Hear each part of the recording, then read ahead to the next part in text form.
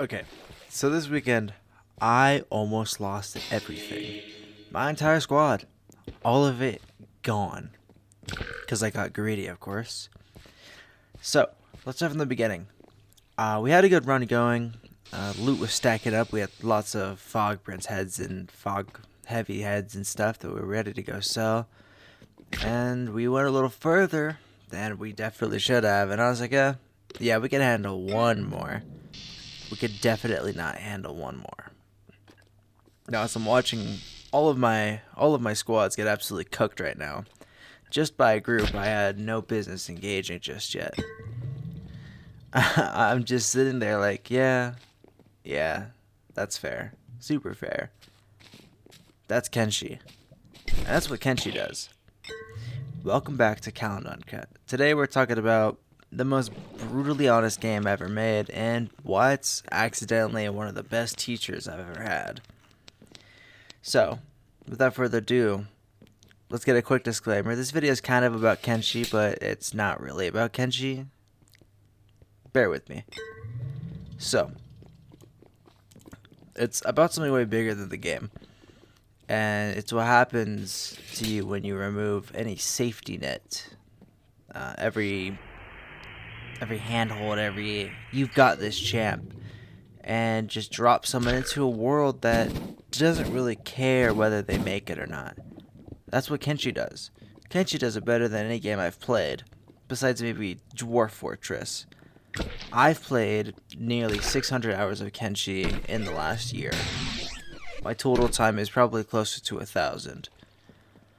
And it teaches you the process of something most self-help books spend 300 pages trying to explain and never actually get to. So stick around even if you never touched the game in your life.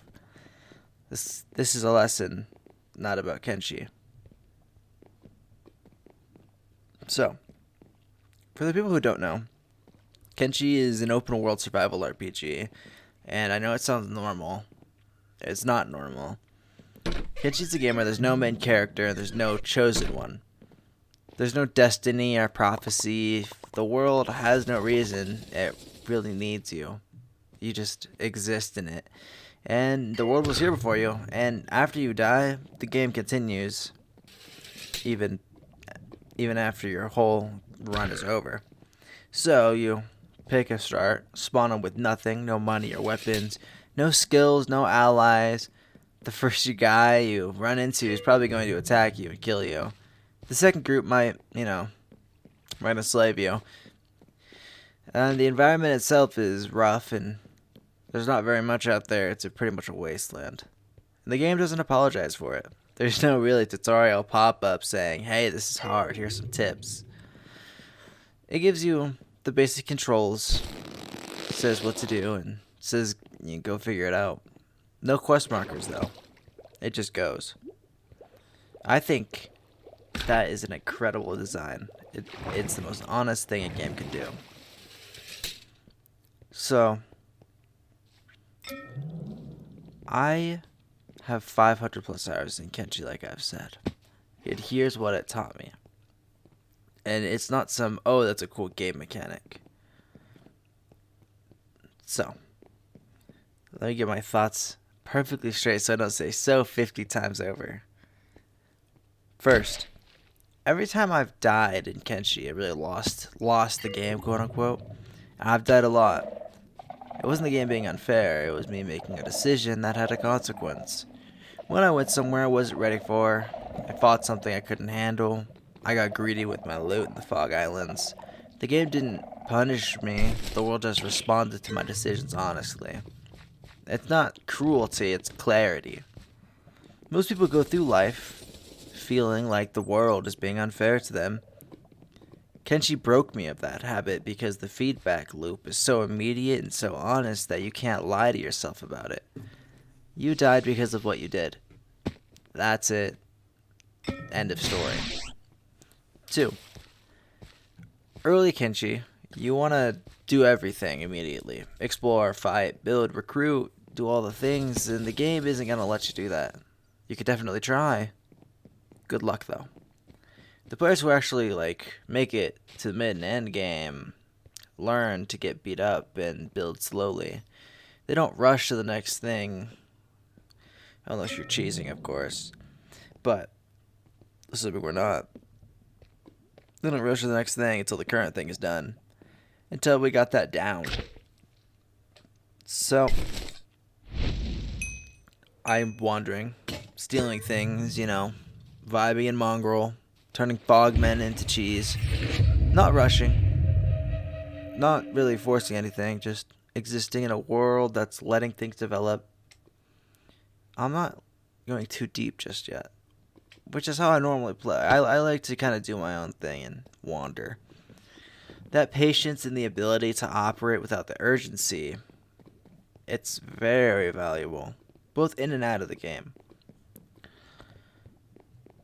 Let's get back to my squad. My squad was nearly wiped. Nearly. The reason we didn't is because somewhere in there, I got good at reading when to pull out and when things are just too unrecoverable. It's not a skill the game tells you to develop. It's more of like a development after losing enough. You're like, alright, this isn't worth it. Like when you dive as a Winston into an Ana that keeps sleeping you every time. So, recovery is a skill that most people don't practice because they're pretending they don't need it. 4. This is the big one for me. In Kenshi, there's no cavalry or backup or anything at the last second. No plot armor keeping your guys alive because the story is going to need them. If you walk into something you can't handle and find out, you can't handle it, you're going to take it. Nothing's there to save you. Once you internalize it and stop waiting for the save that isn't coming, something starts to shift. You make better decisions. You start being more self-reliant. You stop operating on the assumption that things are just going to work out because the assumption of you making that it's going to work out just isn't fair to the game. And that's the same thing with real life. So, it's not really pessimism, I'd say. It's more of an empowering mindset shift. It's the most empowering, I'd say, that I've ever experienced in my life from a video game. So here's why I said this teaches you more than a self-help book. Self-help book tells you to be resilient, to embrace failure, take ownership, be patient, stop expecting the world to hand things to you. True, all of those are true, but Kenshi makes you do all of that, or you literally can't play the game. There's a difference between reading about resilience and having your entire squad nearly wiped out because you got greedy and having to sit with that, recover from it, and then make better decisions going forward. That's the difference between reading, quote unquote, the world doesn't owe you anything, and spawning into a world that immediately proves by having the first NPC you meet try to kill you or enslave you. Kenshi doesn't explain the lesson, and it doesn't wrap it around motivational language. It just throws you in and says, good luck, partner. That's way better than any book. It's better than any podcast or a YouTube video, including this one. Experience is the only thing that sticks more than anything. Humans are creatures of habit. There's only way you're going to get really good and adapt to something and really just push through it. Get your feet wet. Dive into that thing that you don't want to. That's how you get better. So, if you never played Kenshi, you should play it. Don't look up any guides or tutorials. Just hop in and figure out how to play the game. One of the best games in the world, I'd say. So, if you have played it, you already know what I'm talking about. And you felt that thing when everything just kind of starts going in the right way because you did all the right steps. And in that kind of feeling is kind of rare in games, I feel like, at least for me. Find things that give me that beautiful feedback loop. And, maybe don't get greedy with the loot. But that's all I have today. Just wanted to really vent a little bit about this happened. I was like, wait, this teaches me this. I want to share it with you guys. And I'm also going to be more upbeat and stuff inside my videos because you guys are goated. And I want to try to be goated on these videos for you. So the editing is going to get better. I'm putting a lot more time into it. And this was episode 4 of Caelan Uncut. No filter, no performance. I'll catch you guys next time.